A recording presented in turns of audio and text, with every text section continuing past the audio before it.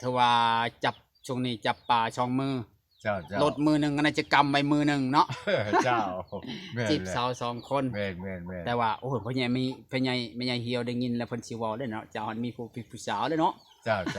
แม่นเลย อย่าเว้าเด้อบัดนี้เด้อพ่อใหญ่มีน่ะบ่แม่นธรรมดาเด้อเพิ่นจีบสาวเทื่อเดียว2คนพี่น้อง เจ้าและผู้สาวที่อยู่บ้านน้อยนี่คือว่าผู้สาวเก่าเนาะเจ้า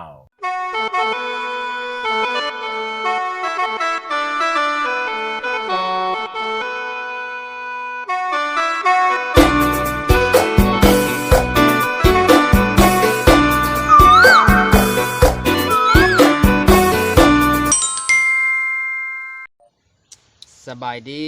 สบายดีโอ้เสื้อผ้ากันยังไม่ได้เปลี่ยนเนาะเจ้าเพราะว่าหากะมาฮอดเฮือนฮอดซานหากะมาไปลำไปเลยไปลำไปเลยไปฮอดเลยบ่ได้ติ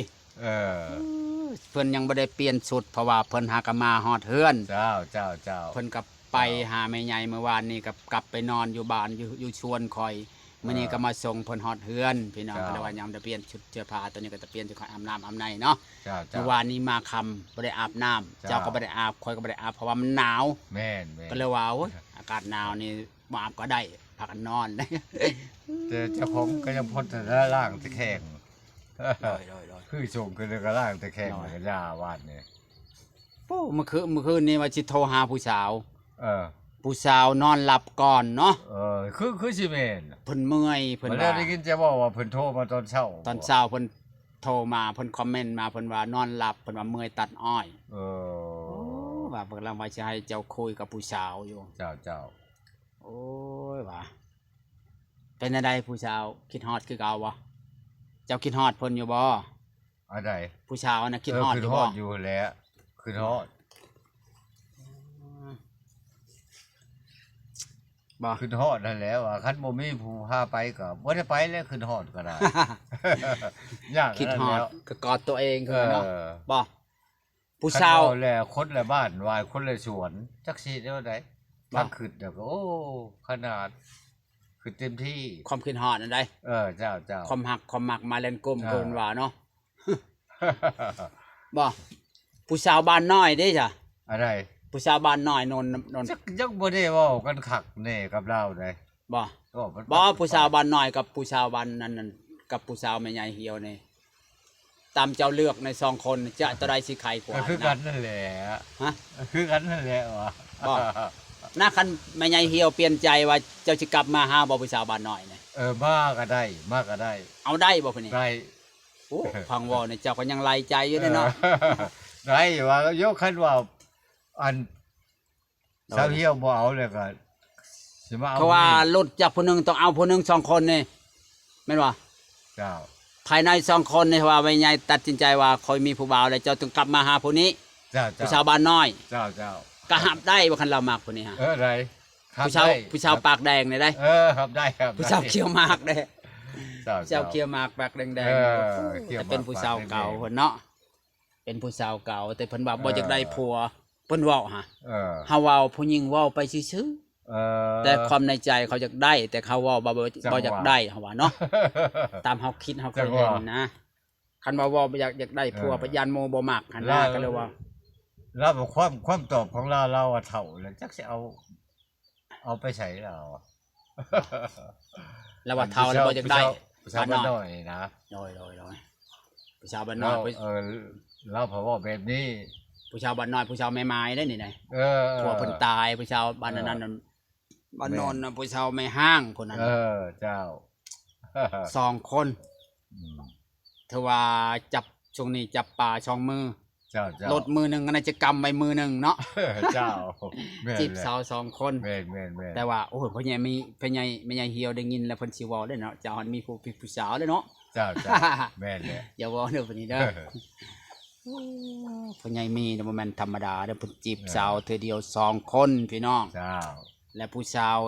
ที่อยู่บ้านน้อยนี่คือว่าผู้สาวเก่าเนาะผู้สาวเก่าตั้งแต่เป็นผู้บ่าวแม่นบ่แต่เป็นวัยรุ่นสมัยนั้นพูดแล้วสมัยนั้นสมัยนั้นจีบกันอยู่ต้นมะยางเพิ่นว่าคักแหละแต่หากินมะยางเด้ เออ คนตะกี้เนาะ แม่น นัดผู้สาวเจออยู่ เออ ต้นมักยางเพิ่นว่าผู้ บ้า สาน ว ว่าบ้านนี่เพิ่นเปลี่ยนใจใหม่แล้ว ไผเป็น เพิ่นได้ผัวได้ข้าว่าข้าเพิ่นได้ผัวเพิ่นเป็นใหม่ๆนี่เพิ่นเปลี่ยนใจใหม่แล้ว เปลี่ยนใจแบบใด เปลี่ยนด้วยแบบว่าเพิ่นจักสิเอาไปว่าไดเพิ่นเฒ่าแล้ว โอ้ย เพิ่นว่านะ โอ้ยนะ บ่คือตะกี้เพิ่นก็ว่ามักคั่นแหละตะกี้น่ะ แต่เป็นผู้บ่าวผู้สาวเนาะ แต่เป็นผู้ว่าผู้สาวน่ะก็ว่ามักคั่นแหละ โดย ก็แบบเดียวกับผู้สาวตัวนี้เว้าแหละเราก็ว่ามัก มักสุดใจนั่นก็ตะกี้นะ มักอีหลีไปเด้อเบิ่งคักๆหล่อเด้อบ่เด้อแล้วเว้าจะหล่อแล้วบ่ รอ หล่อจะว่าหล่อแล้วว่าเอากันเนาะว่าเอ้าไม่ใช่เหี่ยวเว้าแล้ว คักแล้วเว้าแล้วจังว่า เราบ่ม่วนนั่นแหละแต่ว่าเจ้าอย่าตัวข่อยเด้อ เจ้า บ่ไปมาชวนเจ้ามีหยังกินว่า เออ มีหลายอย่างบ่ชวนเจ้าเพิ่นว่าเพิ่นสิมาเยี่ยมชวนเจ้าบ่ เออ แล้วเพิ่นว่าจะมาเบิ่งเฮือนเบิ่งชาน เจ้า บ่ เจ้า ตัวมีแมลงนี่นอนผู้เดียวหนาวแล้วเนาะ เจ้าน อนกอดตัวเองแล้วแมลงนี่ผู้สาวก็ เออ บ่ได้มานำและผู้สาวก็เพิ่นว่าถ้าอยากให้มานำก็ต้องมาขอก่อนเพิ่นว่า เจ้า เพิ่นว่าโอ้ยบ่เมื่อได้เพิ่นว่าเนาะชวนเมื่อนำเนาะ เอ ว่าอยากเมื่อก็มาคอเลยแหล้วเพิ่นว่าเนาะ อ บ่ได้ผู้สาวบ่มือเฮือนเลยเนาะ นี่จะให้ไปขออยู่มันบ่มีตัวงอนี่แหละ มันมีตัวงอบ่ เออ มีแต่ให้ไปคอยอย่างเดียวบ่คิดว่ายังบ่มีตัวงอติโอ้ยเพิ่นคอกับเพิ่นสู้ได้เพิ่นว่า ในใจกับผู้คือผู้สาวเอาแหละในใจก็อยากมาลิ้นกลางคืนก็มาพอ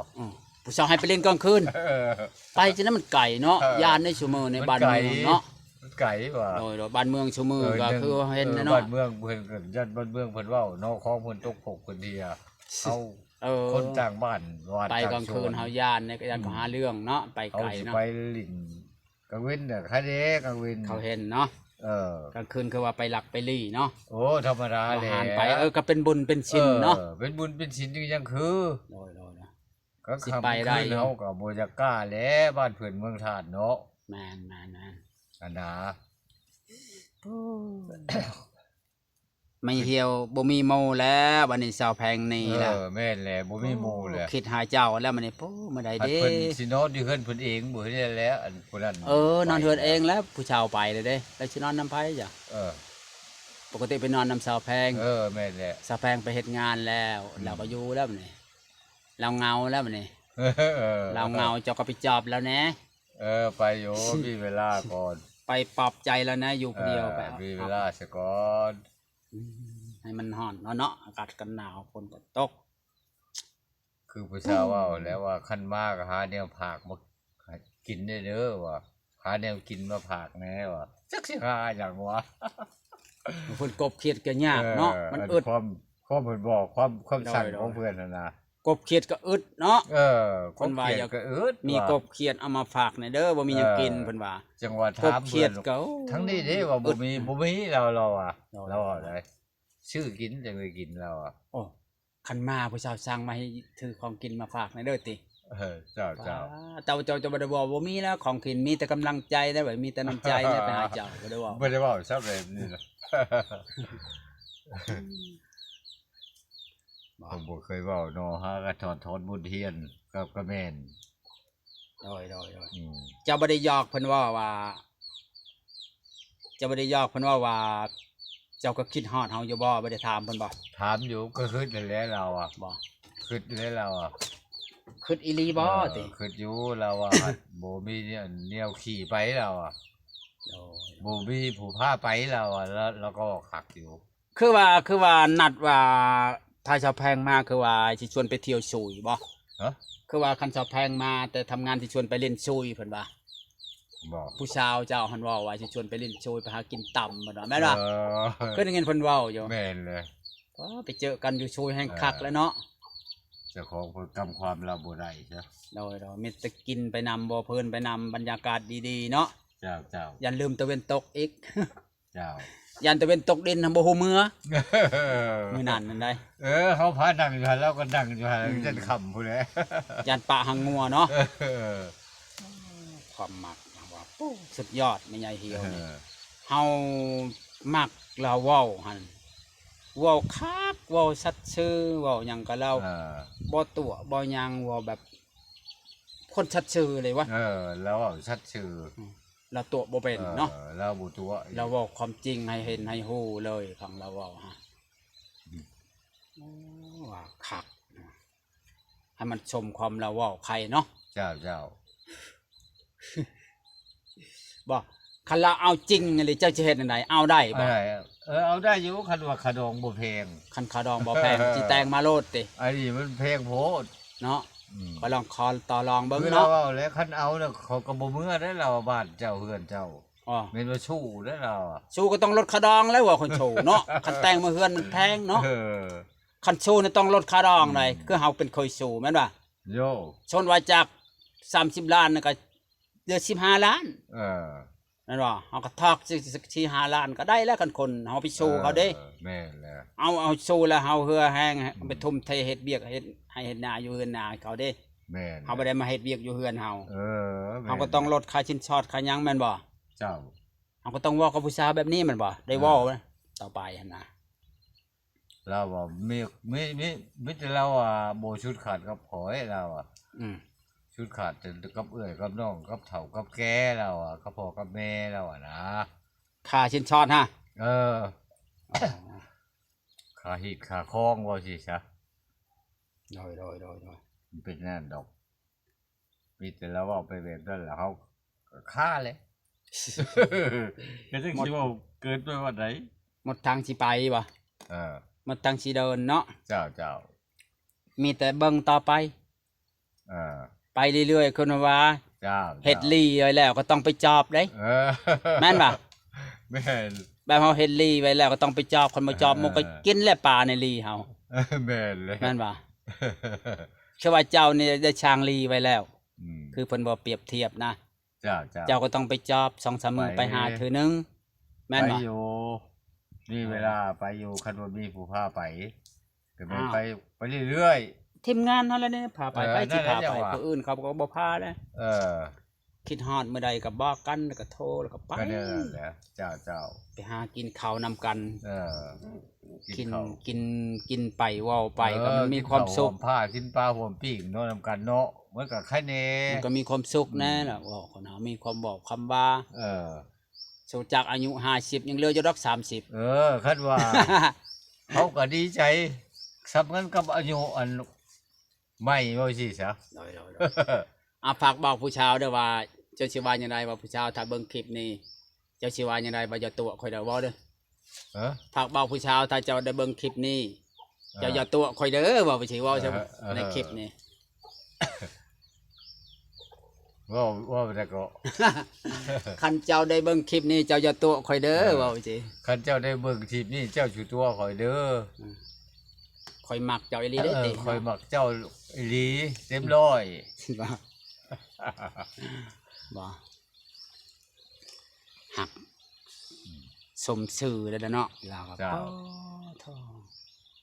เฮานี่ขนาดเฮาก็ยังว่าชมเราเว้าคักเว้ากับเจ้าเฮามักเราเว้า